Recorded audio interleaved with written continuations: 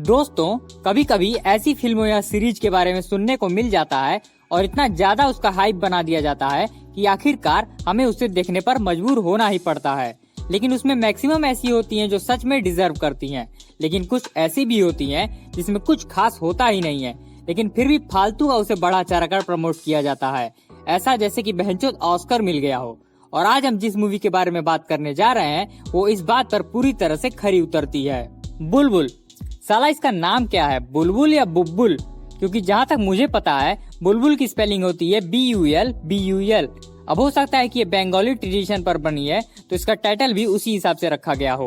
खैर, यह नेटफ्लिक्स की एक सुपर नेचुरल ड्रामा मूवी है जिसे लिखा और डायरेक्ट किया है अन्विता दत्त ने, और अनुष्का शर्मा और उनके भाई कर्णेश शर्मा ने मिलकर इसे प्रोड्यूस किया है। इसके प्लॉट को सन 1881 की सिचुएशन को ध्यान में रखकर बनाया गया है, जहां हम देखते हैं कि 5 साल की बच्ची बुलबुल की शादी उसके बाप की उम्र के ठाकुर इंद्रनील से हो जाती है। अब चूंकि वो बहुत छोटी रहती है इसीलिए उसे पता नहीं रहता है कि क्या चल रहा है।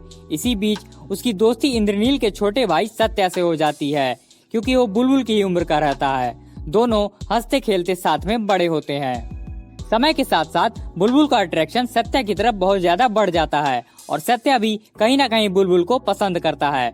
इस देवर भाभी के कांड के बारे में जब ठाकुर इंद्रनील को पता चलता है तो वह सत्या को विदेश पढ़ने भेज देते हैं और इस तरफ बुलबुल अकेली पड़ जाती है। ठाकुर इंद्रनील का एक और छोटा भाई रहता है महेंद्र, बिल्कुल उन्हीं की शक्ल का, लेकिन दिमाग से हिला हुआ।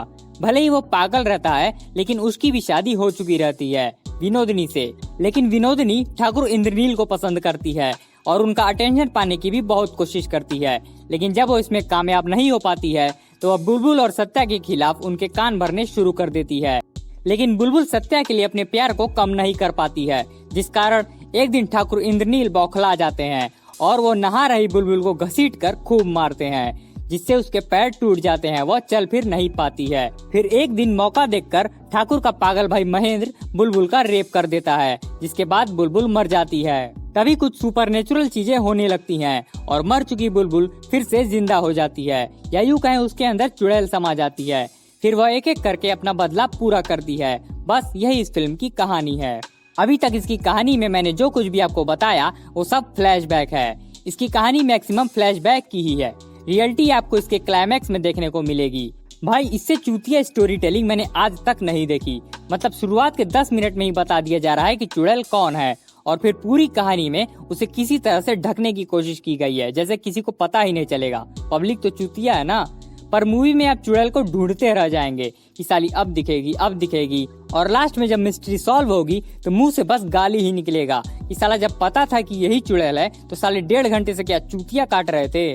देखो भाई, पहली बात ये कोई हॉरर फिल्म नहीं है, तो ये अफवाह मत उड़ाओ कि ये हॉरर है, खतरनाक है, गांड फाड़ देगी। अरे लौड़ा, हॉरर का एच भी नहीं है इसमें। हाँ, इसे सुपर नेचुरल मूवी कहा जाए तो ज्यादा बेटर रहेगा, क्योंकि इससे ज्यादा डरावनी तो मुझे बंद दरवाजा लगी थी। इस फिल्म में अगर सच में कुछ तारीफ करने के लायक है तो वो है इसके VFX और इसके कैरेक्टर्स की परफॉर्मेंस।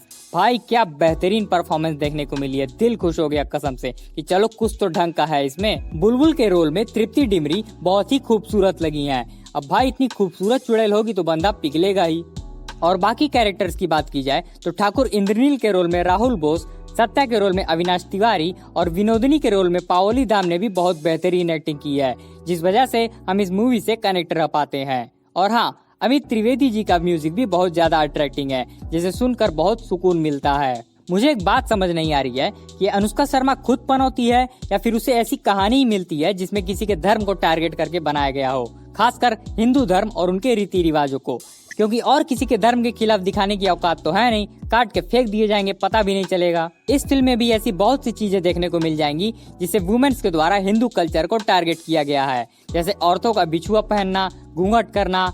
इसमें यह बताया गया है कि औरतों को बिछुआ इसलिए पहनाया जाता है ताकि वो इंडिपेंडेंट न रहें, हमेशा किसी न किसी पर डिपेंड रहें। अरे मतलब कुछ भी, बिना सिर पैर का लॉजिक। ये कौन सी बात हुई? जो आपके सोच से फिट करती है बस वही सही है, बाकी सब बेकार। झाट, कुछ पता रहता नहीं है, कुछ भी उठा के पेल देते हैं। कुछ एक चीजों को मान सकते हैं कि ये बिल्कुल गलत है, जैसे बाल विवाह, दहेज प्रथा, महिलाओं पर जबरदस्ती पाबंदी लगाना। लेकिन इसका ये मतलब नहीं कि आप अपनी सोच को सही साबित करने के लिए बाकी सबको गलत बता दोगे। और ये नेटफ्लिक्स इंडिया साला अलग ही लेवल का चूतिया है, जहाँ एक तरफ फॉरेन का नेटफ्लिक्स ऐसे धमाकेदार कंटेंट दे रहा है जिसे देखकर दिमाग हिल जा रहा है, लेकिन नेटफ्लिक्स इंडिया पता नहीं कौन से नशे में डूबा हुआ है, कंटेंट ही नहीं मिल रहा है इसको, जो मिल रहा है वो भी किसी के लायक नहीं है। भाई थोड़ा अपग्रेड कर अपने आप को, नहीं तो अगर ऐसे ही चलता रहा तो एक दिन इंडिया से तेरा वजूद ही खत्म हो जाएगा, कोई पूछेगा भी नहीं तुझे, सब फॉरेन कंटेंट को ही ज्यादा प्रेफर करेंगे और यह होना भी शुरू हो चुका है। खैर तो भाई लास्ट में बस इतना ही कहना चाहूंगा कि कोई भी उम्मीद लेकर मत देखना कि ऐसा कुछ देखने को मिलेगा वैसा कुछ देखने को मिलेगा।